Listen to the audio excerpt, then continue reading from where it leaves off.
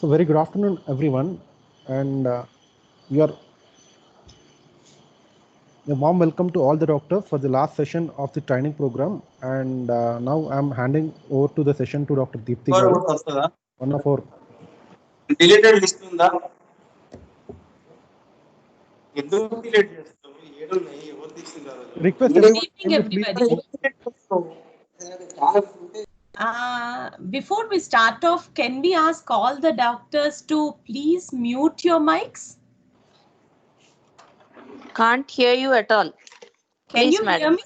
Doctor, Can't hear you. Ma'am, Volume you're is not too at all low. audible. Could you be a bit more louder? Okay, let me see. I think the speaker volume was only 50%. I've made it 100% now. Is this audible? Is this good enough, doctor? Hello? No, ma'am. It's very low. Is it very low? Yeah, very low. Okay, let me try with the... What about this? Is this clear? Hello? Better, ma'am. It is okay, madam. Hello? Hello? Now it is okay, madam. Now it's okay? Yeah, Yes, sir. it's okay. It's okay, madam. Okay, Thank thank you. you, Andy. Thank you for that feedback and welcome you all to this last day of your session. So you've completed 4 days of your training and I hope you've enjoyed doing it. And today I'll take you to the advanced technologies in ART. So I'm Dr. Himadipti. I'm one of the senior fertility specialists with Nova Fertility. And in the last 4 days, you've heard about patient selection, the investigations that are required, the IUI protocols, the ovulation induction, the controlled ovarian hyperstimulation protocols, and definitely you yesterday went through the lab protocols. And I don't think I need to emphasize on the fact that when we're talking about reproductive medicine, it is the most advanced or evolving branch in our gynec department, right? So what is new yesterday is no more new today, and tomorrow we have something else to offer to our patients. So no fellowship or no course is complete without learning or getting to know about advanced technologies. And when we're talking of advanced technologies, now I don't want to talk about all the research aspects that are there in the market because there is a lot of research going on. So what I'm going to talk about, yes, when we're thinking of technologies, this is what we are looking into. Something that gives us an improvement in the implantation rate so that we can just transfer a few embryos and increase the take-home baby rate. So whatever recent technologies that I'm going to speak today is there for you to offer to your patients, and I'll make you understand who are the patients who would benefit with these technologies, right? So I'm going to talk about identification of better sperm. So what do we have to identify a better sperm so that we can improve our outcomes? And then how to improve the receptivity of our endometrium, how to know about it, and then for the identification of a viable embryo. So these are the 3 important topics that I'm going to handle. And to make it more interesting and actually more useful, so let's see case scenarios and then see what we can apply to this kind of patient. Okay, so case 1, we have Mrs. X, who's 26 years old, married for 5 years, and she's trying to conceive since 3 years. Patient with primary infertility, menstrual history is regular, semen sample 16 millions per ml, good 40% motility and 2% normal. And when diagnostic hysteroscopy and laparoscopy are done, everything shows normal. So the patient proceeded ahead. 3 cycles of ovulation induction. Yes, she had good ovulatory cycles, but no conception. Then 3 failed IUI cycles. So they went ahead with 1 cycle with clomiphene citrate and the other 2 in combination of clomiphene and gonadotropins. Still no success. So what do we do next? Is some doctor wants to take up and answer this, or do you want me to proceed ahead? Somebody wants to take it up. How What can be offered more to this patient? So now this is a very regular scenario that you're going to see in your daily practice. So this patient is definitely going to come to your chamber and you're going to say, now you have done 3 cycles of IUI, you are tentative candidates for IVF or ICSI, please think about it. But the patient is going to ask you, now doctor, you say my menstrual history is good, I'm ovulating with plain clomiphene citrate, my tubes are good, my uterus is good, husband's sperm parameters are good. So why IVF? Will that actually help? Will you give me 100%? So this is what the patient is going to ask you, because she wants to know if something else, what is it that is preventing a pregnancy from happening? Now, for a patient like this, we can offer her the benefit of DFI, DNA fragmentation index. So before I speak to you about DFI and what it is, let me take you back to the case again. Now, if you go in detail and observe this patient, so she's a young lady, good menstrual cycle, semen sample, yes, this is not, you call this mild male for infertility because the count is only 16 million and only 2% normal and everything looks good. So she's not developing a good embryo in spite of not having major issues until this point. So when we're talking of DFI, what is it? What is DNA fragmentation? So DNA fragmentation is the separation and breaking of DNA into pieces. Now this can happen spontaneously, and this broken damaged sperm strands, they get accumulated in the cell. So what happens then? So when the DNA strands are broken, it means the genetic material is damaged. So what DFI tells us is, it tells us the percentage of sperms with fragmented DNA. So if you have a good ejaculate, now your patient has 16 million per ml, which is a good count. But when you go ahead and do a DFI, if the DFI is raised, so that means her count is good enough, but most of the sperms are damaged. So that is the reason why she's not conceiving. Now, how do we quantify DFI? So this is how you quantify. So when you're speaking of DFI, DFI is representing the percentage of sperm cells that contain damaged DNA. So if your DFI is less than 15%, that means you have an excellent to good sperm DNA integrity. 15 to 25, a fairly good sperm integrity. And 25 to 50, now, once the DFI index is more than 25, so that means this sperm sample is turning from good to poor. And more than 50, it's a very poor sperm DNA integrity we're looking at. So these kind of patients, even if the count is good, most of them will find it very difficult to conceive. And even if a lady conceives with that kind of sample, these are the patients who end up with a lot of miscarriages. So knowing DFI definitely helps. Now, why should we actually test?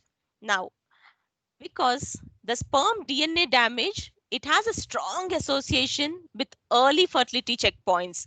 So it's having an impact on fertilization. So it leads to impaired fertilization. It can lead to a slower embryo development, a reduced implantation leading to increased miscarriages. And animal studies have also shown birth defects in the offsprings.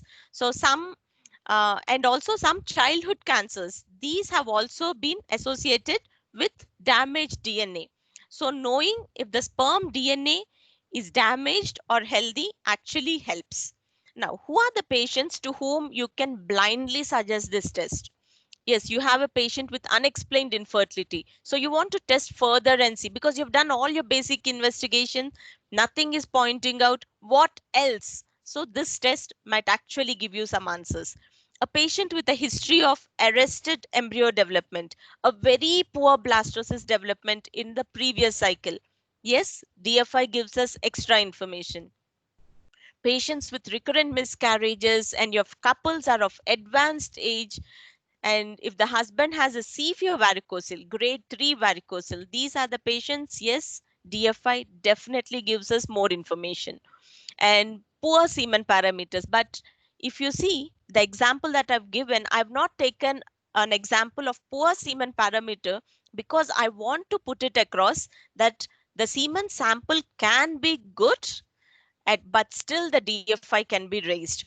So when you are left clueless, thinking, yes, everything is normal, but a patient is not conceiving, this is one test you can advise. Now, do you want to blindly advise this test to all the patients? Not really required, Andy.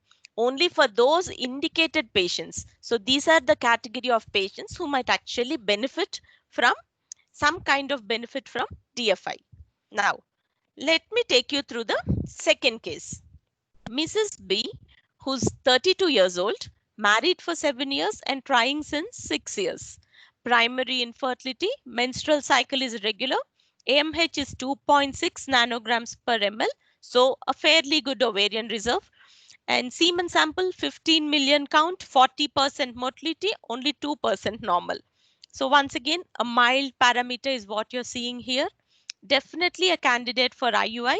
So she's done one IUI cycle and it's a failed cycle. She did not conceive in spite of having a good wash. 70% motility is a good wash. So patient went ahead and diagnostic laparoscopy and hysteroscopy was done to check if there is something else in the uterus preventing. Everything normal, and the patient opted for IVF. Now everything is normal, so let's do an IVF cycle. So the IVF cycle was done for this patient with Gonal-F 225, an antagonist protocol, 12 eggs retrieved. So she's given a good number of eggs, of which 10 are M2s and fertilized, and only 3 fertilized. And she had one day 3 embryo that was transferred. So she's clearly done an IVF cycle, ends up with just one day 3 embryo, and the patient is very disappointed. The consultant is also very disappointed. Can we offer something more? So this is one scenario which we face very, very often. So before I tell you what we can offer, once let me again take you to the case history. So we're looking at 32-year-old lady who's been trying since 6 months, 6 years. And that means she started trying to conceive at a fairly good age. So she was in her late 20s. AMH good enough, good menstrual cycle, semen parameters. So if we go 15 million, 2%. These are the only parameters that are actually pointing out in this slide. And when you look into the IVF cycle, 12 eggs, that means the lady has fared good.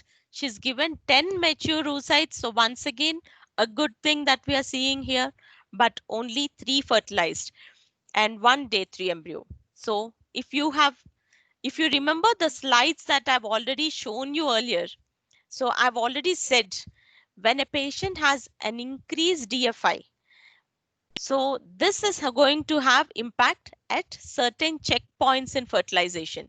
The first thing I said was for you to understand impaired fertilization. Next, this kind of patient will have a slow early embryonic development. And so if we go to the patient that we're discussing about, definitely she had a slow early embryonic development. So this is a patient, once again, who is giving us a clear-cut indication that something is wrong with the sperms. So for a patient like this, for the next cycle, you can do her DFI and you can give her the benefit of MAX. So what is MAX? MAX is magnetic activated cell sorting. Now this is how your MAX machine would look like. So MAX is nothing but it's a lovely sperm preparation technique. So what happens in MAX is the semen sample, it is passed through magnetic column. So if you see the diagram on your right, so when you pass the semen column, a semen sample through a magnetic column, what happens here is the healthy sperms pass through the column and the dead apoptotic sperms. These sperms are separated from it because of annexin V. So when we're giving, this is a different kind of wash that is given. So all the apoptotic sperms, they combine with annexin V and then they're pulled aside because of the strong magnetic field. So healthy sperms pass through the column and these are collected and these healthy sperms can be used for fertilization. So now when you have a patient who has 15 million sperm count and an increased DFI, or you want to select the best of sperms for your IVF or ICSI cycle, and you're passing it through MAX, so you're going to select the best of sperms that are there for this process. So that's how you're going to pass on an advantage to your patient. Now, what is apoptosis? We all know that it's a programmed cell death. So it is a cell regulation process. So what happens is it can occur during spermatogenesis if cell damages such as DNA fragmentation appear. So whenever there is cell damage and DNA fragmentation, so this triggers apoptosis leading to cell death. And studies have clearly shown that in infertile patients, there is a high level of apoptotic sperms in the ejaculate. So a very good count, but high DFI and high apoptotic sperms. This could be one reason why the patient is unable to have a spontaneous natural pregnancy. So what does it mean? In plain language, it simply means that the autoregulation process has failed and there is high level of damaged cells. Now, this can be inherited or also it can be because of external factors. Why is this happening? Because of smoking, severe stress, fever, varicocele. That is why whenever patients have fever and they give a sample, we always want them to come back later when they feel healthy and come and give, because the count may be good, but definitely the sperm quality is going to be bad. Let's see the correct in the patients who are going to be benefited with MAX. If you see properly, the indications for DFI, indications for MAX are almost the same, because patients with increased DFI are given the advantage of MAX. So if a patient has low sperm quality, that means he can have a very good count, but a very poor morphology and a bad motility. Yes, we can pass on the benefit of MAX. Patient with a very high DFI fragmentation index. In fact, these are the patients who are maximally going to benefit with this process. Patients who have undergone 1 or 2 or 3 cycles without any successful pregnancy, or patients with repeated miscarriages, patients with history of severe smoking, alcohol, grade 3 varicocele, these are all the candidates to whom you can pass on the benefit of MAX. Now, we have seen 2 important advances. One, where we are finding out qualitatively if the which is DFI, if the sperm sample is good or not. And then to select a good sperm, we are passing on the benefit of MAX to the patient. Now, I've just given you theory. Let us see in reality if it is actually helping our patients. So this is our NOVA data which I've pulled out. So of the 309 patients, people who had fresh embryo transfers, 88 of them conceived. So 48% success rate. And of the patients with frozen embryo transfers, we had a success rate of 54%. Now, these are all the patients who fell into one of the indications. Either they had 2 or 3 failed miscarriages, 2 or 3 failed cycles, or an increased DFI, or somebody with a very poor parameter. So you can roughly call them patients with poor sperm sample, but yes, we were able to give them the routine success rates as with normal patients. So MAX definitely helps, but then the next question that most of the people, okay, let me go through this slide also. Now this is what with self eggs and donor eggs. So this is to see clear cut if the sperm improvement is going to help or not.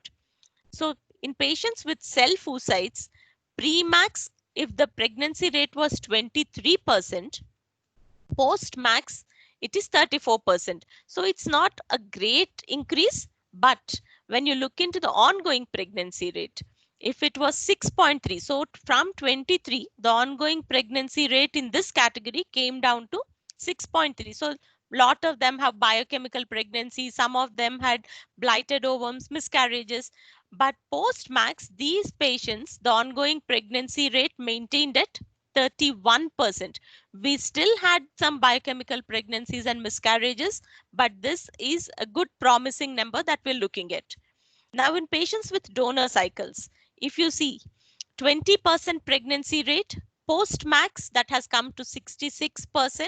The answer is very clear because this is donor oocytes. So the oocyte is of good quality and we are giving the best of wash, pulling out the best of sperms.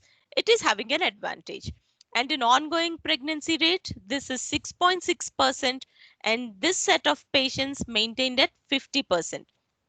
Now, so definitely in self-X and also in donor X, we are seeing clear-cut increase or a promising number in the ongoing pregnancy rate. So for patients who had previous bad history, so especially previous recurrent miscarriages, previous implantation failures, yes, the benefit of MAX is clear on the screen. Now, let me take you through the next case. Mrs. Y, who's 30 years of age, married for 8 years, and she's been trying to conceive since 7 years. Primary infertility, menstrual history is regular, diagnostic hysterolapro done, and case of bilateral tubal block. So definite indication for your IVF or ICSI cycle. AMH is good enough, 2.29 nanograms per ml. So the first IVF cycle done. So with Gonal-f 225 antagonist protocol, 10 eggs retrieved, 9 M2s. So she's giving a good number here. 8 of them fertilized. So it's going on good, the cycle. 4 blastocysts of grade A. So one of the best cycles that a doctor can promise a patient. 4 blastocysts, all grade A. So 2 have been transferred, 2 have been cryopreserved. The beta HCG is negative. So in spite of having a good embryo transfer, she did not conceive. So she went ahead, did one more cycle of frozen embryo transfer. Now the remaining 2 blastocysts which were frozen earlier were now thawed and transferred. Again, beta HCG negative. Now this kind of patient is a very difficult patient for any consultant to handle. You're transferring blastocysts, that to grade 1, and the patient is not even conceiving, leave aside miscarriages or biochemical pregnancies. So this patient, now we went ahead and further investigated. So karyotyping of both the couples has come normal, and repeat hysteroscopy done for that patient, which is normal. Second IVF cycle done. Now this time with 225 Gonal-f and 75 international units of HMG, same antagonist protocol. She gives even better number of eggs, 18, 14 M2s, 12 fertilized, 7 blastocysts. This is like a dream cycle for any fertility specialist to be discussing about, 7 blastocysts. So the patient is opting for all freeze, and first embryo transfer done, which was a thaw cycle. After 2 months, 2 blastocysts transferred, beta HCG comes negative. She still has 5 cryopreserved blasts and 100 queries in her head and a lot of misery sitting in front of you. So how are we going to handle this patient? A patient with 5 very good blasts in freezing, 3 transfers of blastocyst already done, no pregnancy at all. So this is clearly pointing out towards that the endometrium is not accepting even good embryos. So towards an endometrial factor. So I'm talking about endometrial receptivity analysis. So ERA, what is ERA? ERA is a customized array to diagnose the receptivity status of the endometrium in the window of implantation. So let me take you in detail about this ERA. Now, what happens is when we are planning an ERA cycle for a patient, we are going to study about 238 genes in that endometrium to diagnose the receptivity status of that endometrium in the window of implantation. So how can this be done? It can either be done in a natural cycle or a HRT cycle. And when you're doing it in a natural cycle, that means you're not putting her on any medication. We take an endometrial biopsy on 7th day after the LH surge. Now, how do we assess LH surge? Either we have these kits, right? LH kits. Take the help of LH kit. So after the LH surge is there, the 7th day, we take the endometrial biopsy and then we start comparing. We start doing the ERA test. And when we come to the HRT cycle, so when I'm speaking of HRT cycle, so we, hello.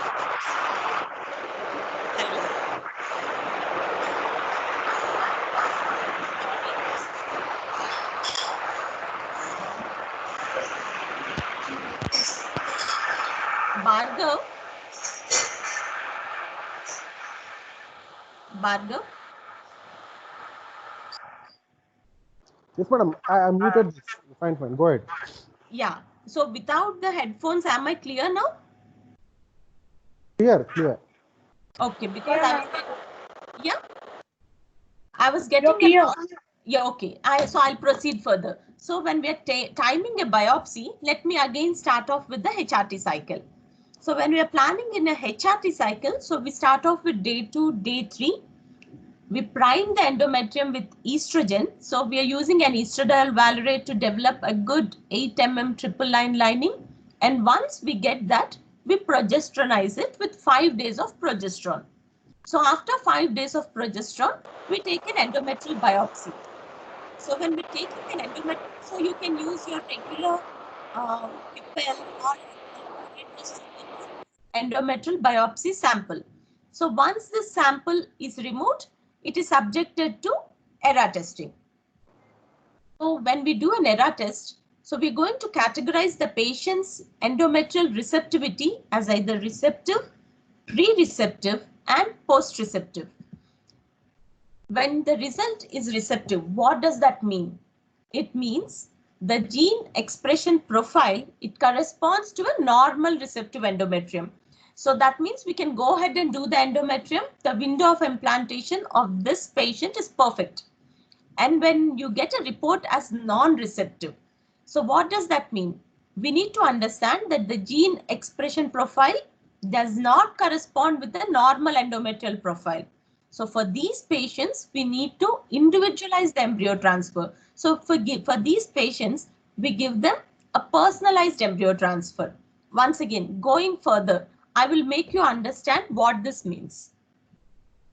So this is how the ERA report is going to look like. So suppose a patient, you've given 10 days of estrogen, developed a good lining, then you progesteronized it for 5 days, taken a sample, and this is the report you see. So what does that mean?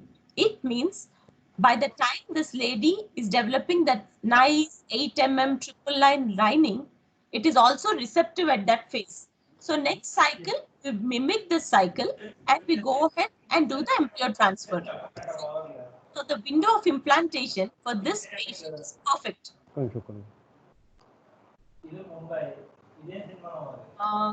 Please, can I request people to not unmute and mute your mics? Thank you. So when we're talking about non-receptive endometrium, so it can either be a pre-receptive endometrium or a post-receptive one. So when your report is like this, a pre-receptive one, so what does this mean? So that means by the time a good 8 mm triple line lining is developed in this patient, it has still not reached the receptivity window. So this person, this lady requires an embryo transfer a little later. You need to postpone because the receptivity window is still not there.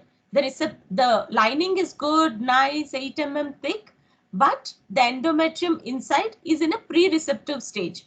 So for this lady, we actually need to go ahead and perform one more biopsy on day 6 and then establish the receptivity of this particular lady.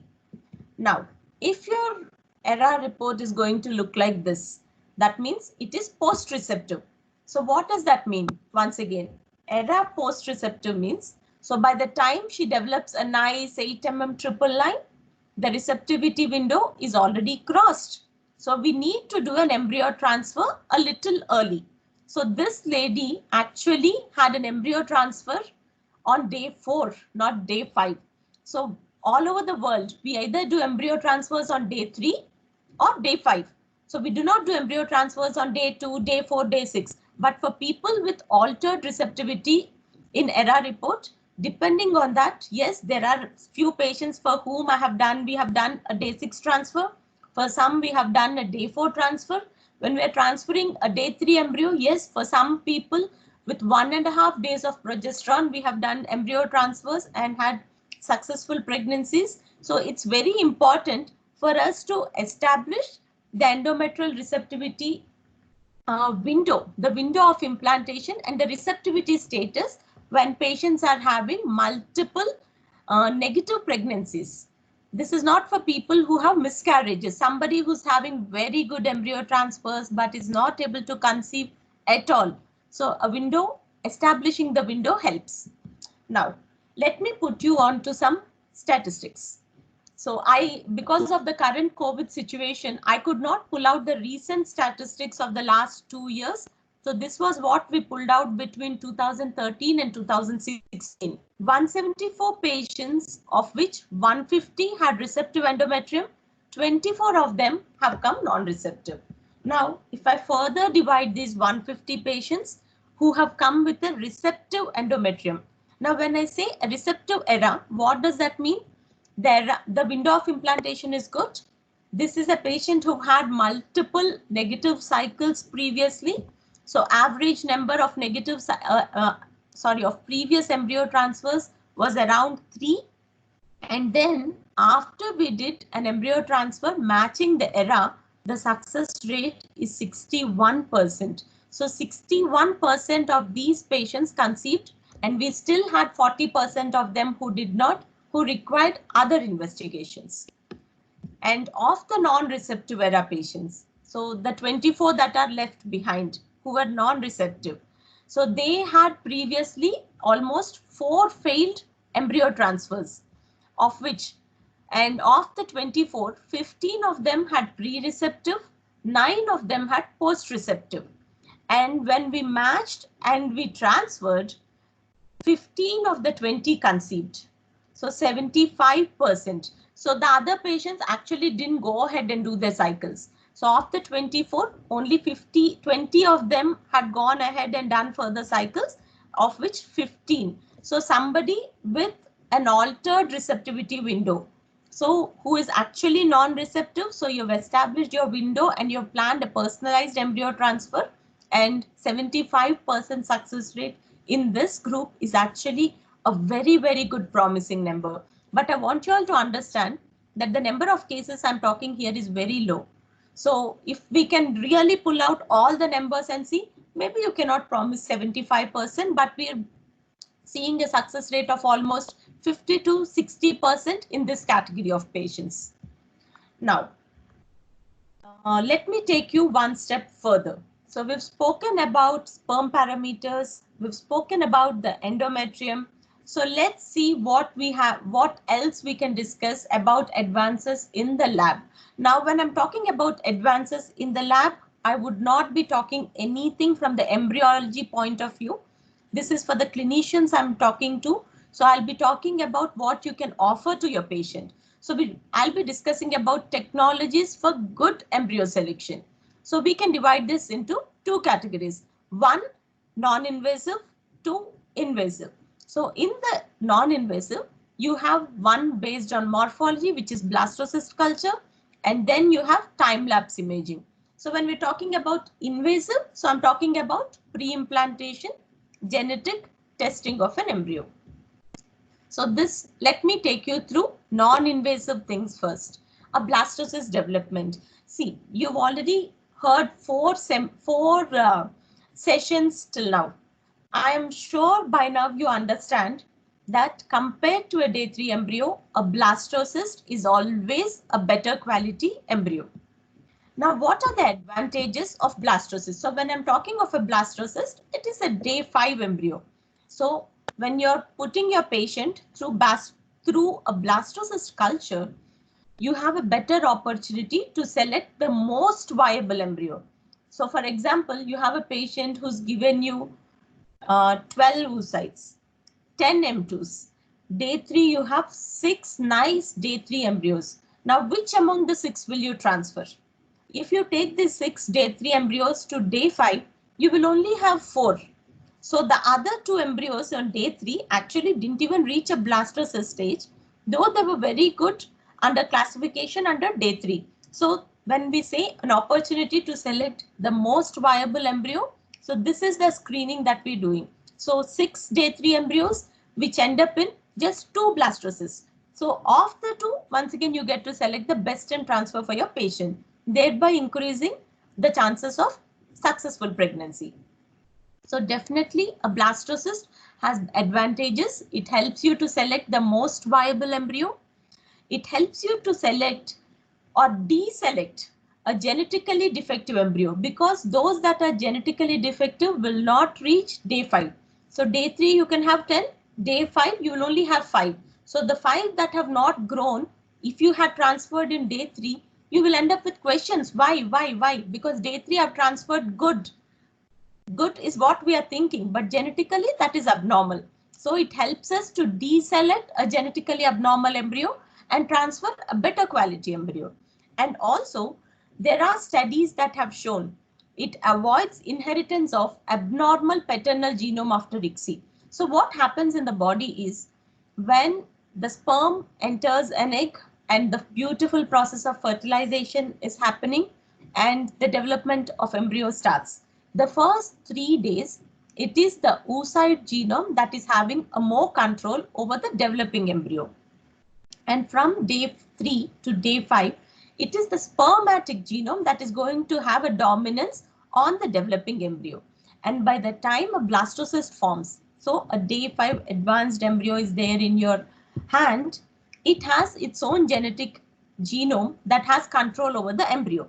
So whenever there is an abnormal paternal genomic pattern, so when we take embryos from day 3 to day 5, we see 25 day 3 embryos, suddenly day 5 only 2. So you know in this couple, the mistake or the problem lies more on the male factor. So it helps to avoid that. And also potentially there is decrease in the number of embryos. Now are we worried? No, we are actually happy that we have few good embryos to transfer. So you can just transfer 1 or 2 embryos. So you will have a higher implantation rate, chances of singleton pregnancy. I'm sure every gynecologist wants to handle singleton pregnancy and not twins or triplets. So definitely it is going to improve our chances of successful pregnancy. Now, the other advantages that we have with the blastocyst is it increases the uterine receptivity. So when I'm how is it going to help in the uterine receptivity? Now, because it is in day 5, so the synchrony between the embryonic stage and the uterine environment is very good. Day 3, so you're transferring a day 3 embryo. So what does that mean? What happens in your body when the embryo forms in the fallopian tubes? We all know that from the morula, it develops into blastocyst, and that is the stage when the embryo enters into the uterus and the implantation takes place. So when we're doing an embryo transfer, if we're transferring at day 5, we're transferring, there is a good synchrony between the embryonic stage and the uterine environment. And also because of this, there is decreased uterine contractility and the embryo that we have transferred is not expelled out. So thereby increasing the chances of implantation. So let us see. I've been comparing day 3 and day 5 embryos. What do the statistics say? So day 3, the pregnancy rate was 46%. The same patients, when we've taken them to day 5, 58%. So this is a good increase in the number. So I've given you a gist of the advantages of blastocyst. So let me put you through one more case. Case 4. Mrs. XX, age 32 years. ICSI was done for her for mild male factor. And she was an antagonist protocol, 225 international units of gonala, 15 oocytes retrieved, 13 of them M2s, 6 blasts. Once again, an awesome patient to handle. I would feel very happy if I get every patient who can give me 6 blastocysts. Now, which of the 6 will you transfer? You have 6 and you want to pick up the best and transfer to your patient so that you do not have a negative thing, a negative beta HCG, and you can just push off your patient to the obstetrician for her to handle for the next 9 months peacefully. So what am I talking about? I'm talking about time-lapse technology. So When I'm talking of time-lapse technology, so I'm talking about an embryoscope. Now, what is an embryoscope? And before I talk about what is an embryoscope and how it is going to help us, let me give you a little bit of how embryo selection is done. Now, I'm sure yesterday a little bit of this was introduced to you because you've had your embryology session. And so when you have embryos, how do you grade them? So grading of cleavage stage embryo, that means your day 3 embryo, is based on the number, the symmetry of the blastomeres, the degree of fragmentation. So how much of fragmentation is there? How many nuclei? The size of nuclei. So all these play a very important role for me to say, yes, this embryo is grade 1, grade 2, grade 3, grade 4, or ABCD. So when we're doing this, what happens is there is a high chance of inter and even intra-observer variability. So if I'm grading this embryo, I might feel the fragmentation is only around 5%. The second embryologist can see and say, no, madam, I think the fragmentation is around 10%. I don't think it's 5%. So it's very subjective. So there is a lot of inter and intra-observer variability. And this is a morphological classification that we're doing. And let's see how time-lapse is going to help us. So when I'm talking about time-lapse or embryoscope, now this is how it is going to look like.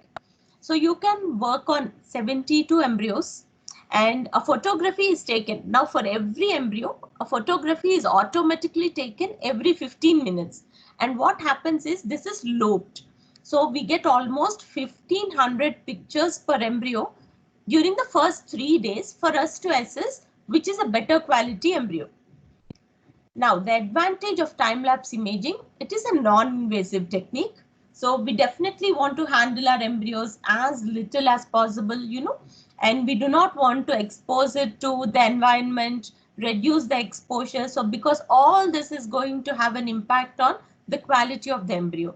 So time-lapse provides all of this. It's non-invasive. It's a controlled and closed, stable cultural environment. So your embryo is not unnecessarily exposed to the daily environment.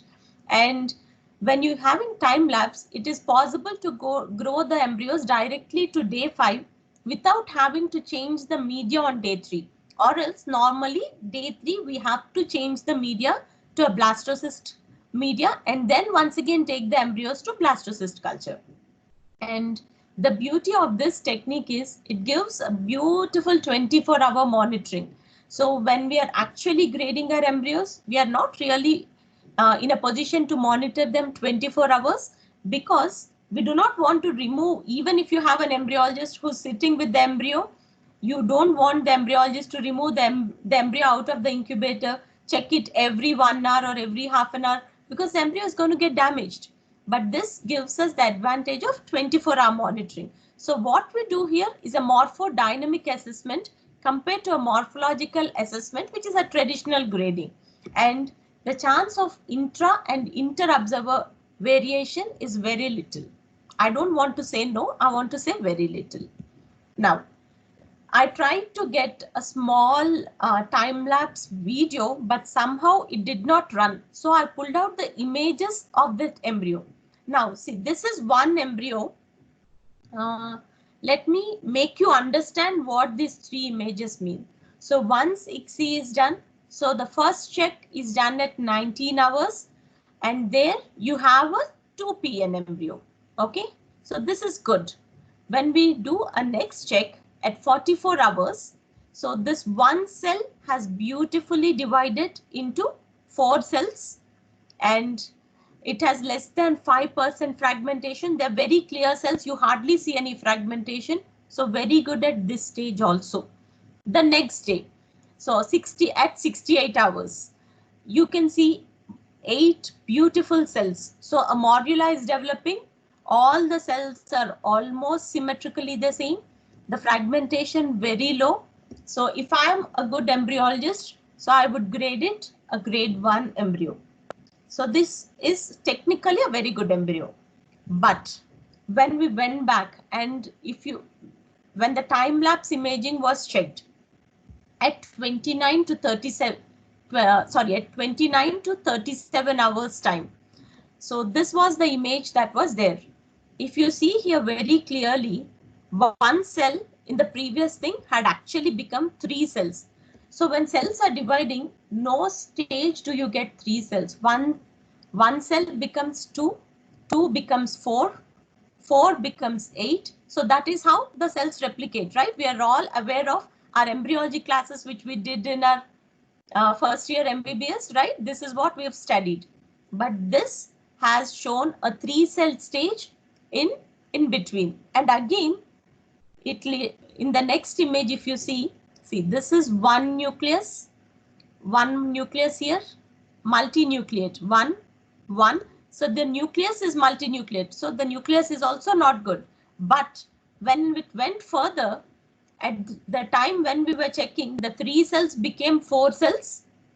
And later, these 4 cells became 8 cells. So if we didn't have a time lapse for this embryo, we would have never recognized that this is actually an abnormal embryo, and we would have categorized it as a grade 1 embryo, not even grade B. This would have got categorized as a grade. So it's not even fit for transfer. So that is how beautifully your time lapse imaging or your embryoscope is going to help you in the embryo selection. So let me take you through the last case, case 5. So this is a patient, Mrs. A, who's 37 years, married for 3 years, and she's been trying since 3 years. Because she's 37, she did not waste much of her time. Case of secondary infertility, we'll see why I've called her secondary infertility. AMH 1.5, yes, decreasing, the egg reserve is falling. Semen analysis, 60 million count, 50% motility, 4% normal. So good semen sample that we see here. 2 IUI is done. The first cycle with clomiphene and gonadotropin, patient did not conceive. With the second cycle, she conceived. But she had a miscarriage at 6 weeks and it was a blighted ovum. Further, because it was a blighted ovum and she did not have, so she was told that probable factor could be an embryo factor. So that is why it ended up in a blighted ovum. So the patient went ahead and an IVF cycle was planned. Gonal-f 300 units, HMG 150 units, antagonist protocol, 5 eggs retrieved, 4 of them good for fertilization, 3 of them fertilized, and she had 2 day 3 embryos. One of it was grade B and the other one was grade C and negative beta HCG. So this was not taken to day 5. Now, how do we counsel a patient like this who's in a chamber? Now the patient is going to ask you, I have conceived with IUI. I have not even conceived with IVF. Why did you do an IVF cycle to me? So this patient has inputs from her surroundings. You know, this doctor has done it because IVF is a costly cycle.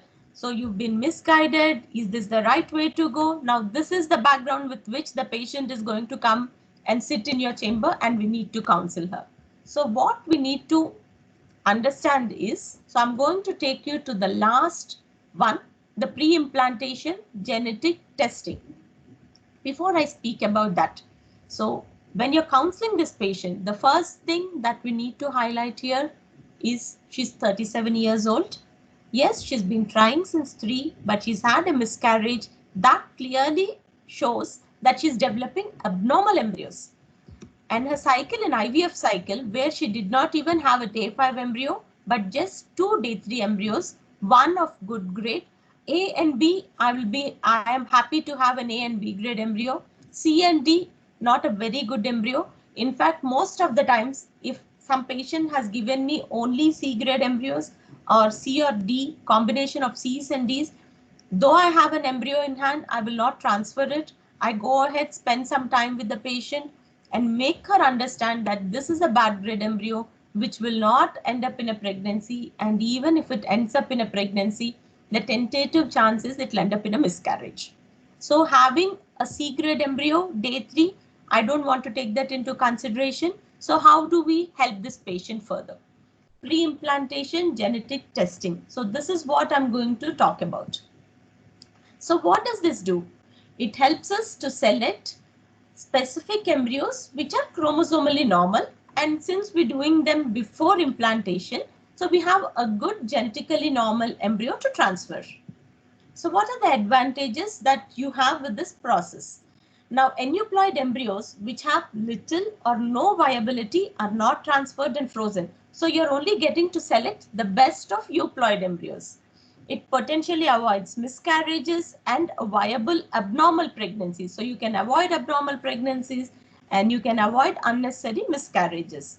And when you've done PGT to your patient, and in case you've done it for 5 embryos and all the 5 embryos have come aneuploid, now you have this knowledge or your data in hand for you to counsel your patient. Your patient will also understand when you tell her, now see, you have given us 5 blastocysts, so quality wise they're good, which we have tested, all of them abnormal.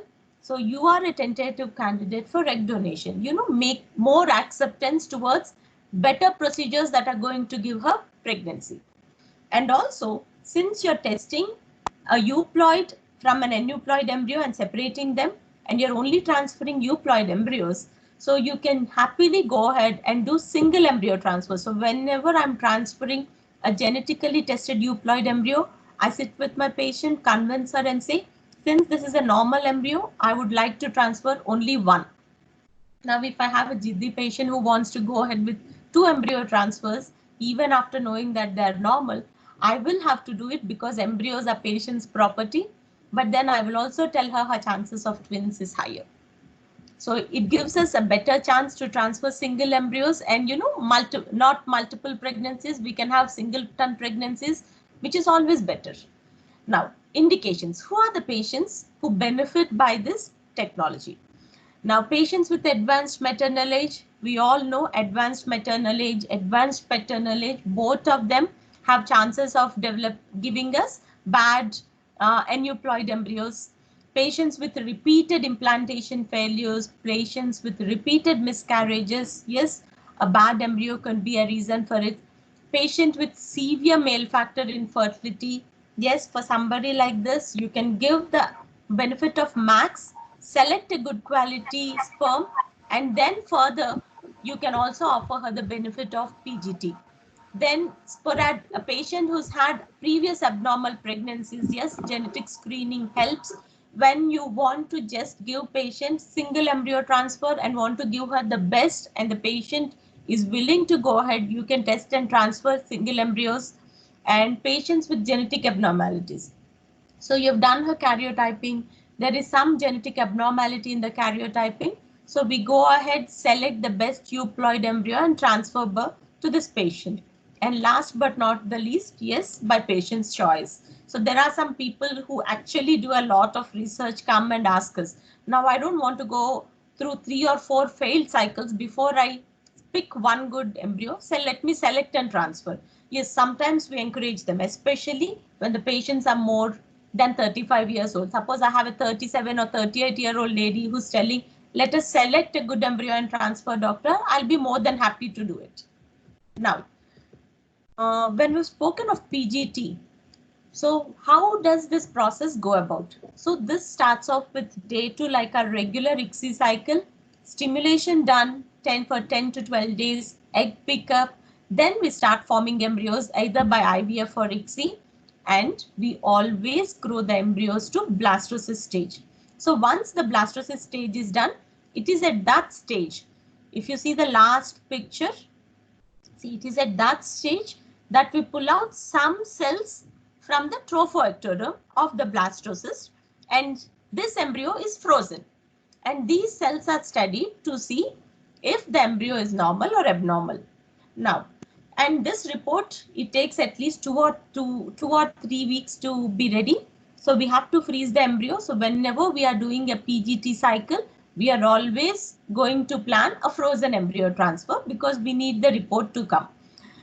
So when you're talking of PGT biopsies, this can be done in 3 stages. The first one is polar body biopsy. So initially, because of the fear of damaging the embryo, we were doing polar body biopsies.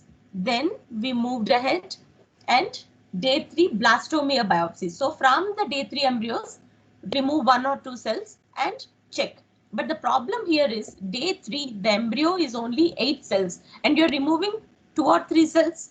Now, will this embryo survive or not was always a question. Just 2 or 3 cells, are they really representing the whole cell correctly? So that is the query that we have in a day 3 biopsy. So it is always better we do a day 5 biopsy, because a good blastocyst is formed and you're pulling good number of cells. You have a good number of cells for study. Now, coming to the results of the 263 cycles where embryo testing was done, 204 had come normal and 59 of them, they had all the embryos abnormal. So what does that mean? All the embryos abnormal, we are not able to give her an embryo transfer in 59. That means almost 22% of the patients. So for us to do an embryo biopsy for testing of the embryo, this blastocyst has to be a grade 1 blastocyst. If your blastocyst is of poor quality, we really cannot go ahead. See, when I'm saying grade 1, just to make us understand, I'm using some colloquial terms, because frankly speaking, blastocyst we stage more than grade. So when I'm telling staging, I'm sure you must have heard about blastocyst staging in yesterday's class, where it is staged as compaction and early blasts and cavitating blasts, hatching blasts, hatched blasts. So this is the staging of blastocyst. So when I'm saying grade 1, so I want us to understand that for a blastocyst to undergo this biopsy, it has to be a very good one. So what does that mean? A very good blastocyst, but 59 patients had every embryo which had genetic abnormality in it. So definitely somebody for whom we have given a grade 1 blastocyst transfer and who's not conceiving or who's having multiple miscarriages, we can still give them a benefit of PGT-A. Now I've said PGT-A. Next slides I'll tell you what that A means. Okay, so these are a few other statistics which helps us to understand the importance of this test. So this is divided based on age. So if you see from in a lady who is 35 years old, in the group where the ladies are just 35 years old, 59% of them have abnormal embryos, and in a 40-year plus lady, 84% of the embryos are going to be abnormal. So that is the reason why I had told you in the previous example. Suppose I have a patient who's like 37 or 36, 38 years old, and they say by patient's choice, they don't have any negative history. And they say, I want to select and transfer. Are we justified? Yes, we are justified, because 72% chance that she's going to have abnormal embryos. So picking up a good embryo and giving her a euploid embryo to transfer, we are definitely going to help the patient. Next, coming to the clinical outcome according to maternal age. Once again, I want you to see the second column. The percentage of patients with normal embryos. Yes, with age, the abnormal embryos have increased and normal embryos have decreased. So giving us less number of embryos to transfer as age progresses.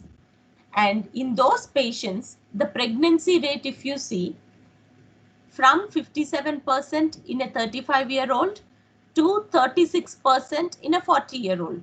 So you're testing these embryos and you're transferring, and if you're able to give a 36% pregnancy rate in 40+ women, that is a very good success that we are promising to a patient. So PGT, testing of embryos, definitely helps ladies with advanced age group. Now, if you see, there is a lot of change that is going on.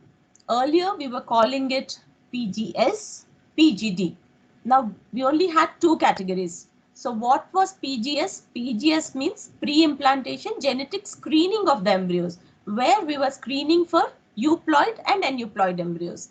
And PGD, pre-implantation genetic diagnosis. This was for single gene disorders. Suppose last cycle, few months back, I had a patient who had a history of tuberous sclerosis. So that was a single gene disorder. So for that patient, we had to do 2 cycles, then went ahead, we tested for whether the embryo had tuberous sclerosis, then further proceeded from the normal one, pulled out a normal euploid embryo and then transferred. So that's how we plan when you have single gene disorders. So we first test for that specific genetic disorder and then further test for any euploid or aneuploid embryos and transfer. Now these names have further got categorized in 2018 and this is the new nomenclature that we have, PGTA. So pre-implantation genetic testing for aneuploidies. So all the PGS now got categorized as PGTA. PGD categorized as PGTM. So what is that? What is the full form of that? Pre-implantation genetic testing for monosomic disorders. So all the single gene disorders are coming into it. And then PGTSR for structural rearrangements. So all these disorders can be tested and you can transfer a euploid, a normal embryo to your patient with almost increasing your pregnancy rates by another 20 to 30%. With that, let me summarize. So first, we did discuss about DFI, DNA fragmentation index, which is actually a test for us to know what percentage of damaged sperms the ejaculate had.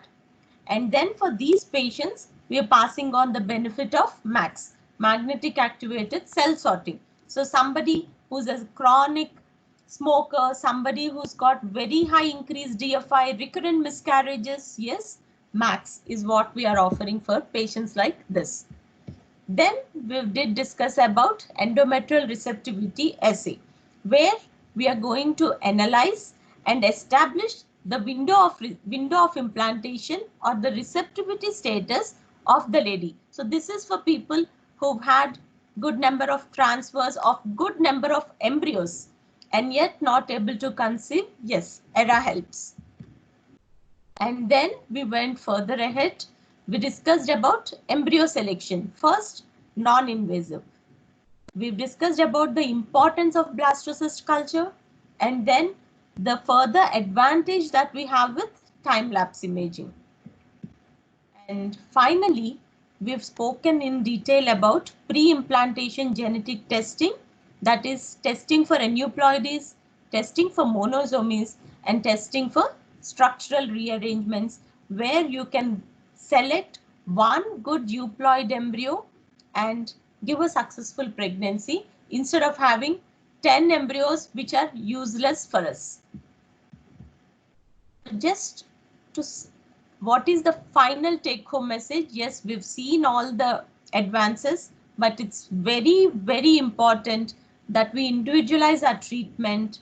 And just because we have technology in hand does not mean blanket. Any patient that comes to me, I have a PGT technology in hand, let me do it and give the advantage. No, judicious use of newer technologies. So newer technology should not become a burden to the patient. It should only be an added advantage we are passing on to indicated cases. Thank you. So let me, hello.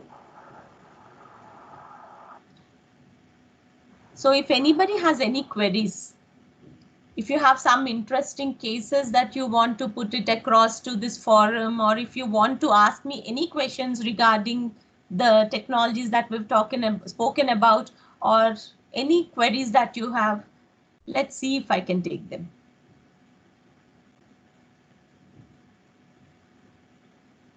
Can't see you all.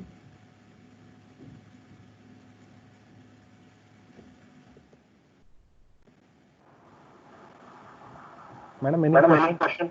Please kindly unmute and ask.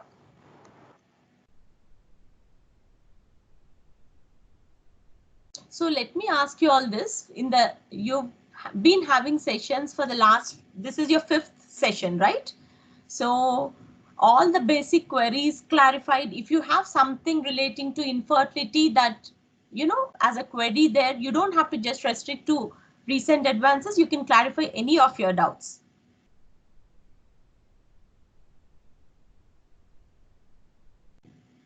Any of your patients who've undergone or taken the advantage of recent things that we've spoken about a PGT or any success stories that you want to discuss? That was a very elaborate session, Dr. Himadipti. Thank you so much. Doctor, can I have your name? I'm Dr. Sudha. Okay. And you're from? I'm from Tarnaka, Hyderabad. Lovely, lovely. Sorry, I'm unable to see anybody. Somehow I am unable to see myself also. Yeah, I've turned off my video because I'm not too decent. I've just come back from my work. Thank you. No problem, doctor. We're all working. I just came back running 15 minutes before the session. Yeah. Thank you so much. It was really good. Thank you. Thank you for the feedback. All 5 days, we've really had a good session each day. Yesterday, unfortunately, I had to miss some of the session. Okay. But overall, it was really good and enlightening. Thank you so much. Thank you so much. Good to hear a positive feedback. And if we have something for improvement, you can also pass it on to me or to Bhargav also, and we'll try to inculcate that points and help the next batch even further. Sure, sure. Thank you so much. Thank you. Bye. Bye-bye. So I think that we've covered almost all the topics. So I'm assuming that I've made you all understand everything because nobody's asking me any questions. And if you have any further queries and you want to connect with me one-on-one, and you can even clarify your doubts by calling me. So Bhargav will definitely pass on my number. I somehow forgot to put my phone number on this. So you can definitely call me and we can discuss cases and I'll be of help to you. Bhargav, you want to take over? Yes, ma'am. So, madam, and thanks for being the participated for the last 5 day sessions. And we are seriously a very big thank you during this pandemic situation. Also, you are sparing some time and participating continuously since 5 days. And we'll be coming up, sessions like this in further also. Definitely, madam. Thank you, doctors. Thank you for having you all here. And any doubts, madam, you can kindly pass to my team also. We'll pass to my consultant and we'll get back to you all. Sure, sure. Thank you. Thank you, madam, and we are closing the session.